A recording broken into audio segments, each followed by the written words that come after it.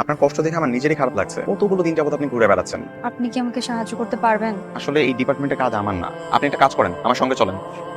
Sir আসবো? এসো। উনি হচ্ছেন আমাদের প্রাক্তন অফিস সহকারী মতিন চাচার মেয়ে। চাচার পেনশনের টাকাটার জন্য বেশ কয়েকদিন অফিসে দৌড়াদৌড়ি করছে। আপনি যদি বিষয়টা একটু দেখতেন স্যার। আমি দেখছি কি করা যায়। আপনি যান, আপনার কাজ করুন। আপনি বসুন। আপনি চিন্তা করবেন না। আপনার বাবার পেনশন নিয়ে কোনো চিন্তা করতে হবে না, এবং আপনার জন্য আমার একটা অফার আছে। ছি, আপনি এত জঘন্য! আমি অসহায় বলে আজকে আপনি আমাকে এত নোংরা নোংরা অফার দিচ্ছেন।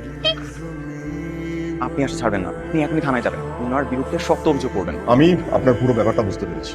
আপনি কে একটু কষ্ট করে ওনার অফিসে যাবেন, উনি আপনাকে টাকা দিয়ে দেবেন। যদি টাকা না দেন তাহলে কালকেই ওনার নামে ডায়েরি করবো, ঠিক আছে? জি ঠিক আছে। স্যারে তো বাসা চলে গেছে, কিন্তু যাওয়ার সময় আমার বলে গেছে আপনি যদি আসেন তাহলে আপনাকে বাসা পাঠা দিতে। স্যার আসসালামু আলাইকুম। ওয়ালাইকুম সালাম। নিয়ে আসছি স্যার। নিজের কাজ কর, আমি ওর কাগজপত্র দেখে সাইন করে দিচ্ছি। আপনি আপনি দরজা বন্ধ করছেন কেন? তুই আমার নামে কেস করতে গেছিলি, তাই না? আপনার যা করার তো আপনি করে ফেলছেন, এখন আপনি চাইতে দেন না। বাবা অনেক অসুস্থ, মানে যাইতে দেন না।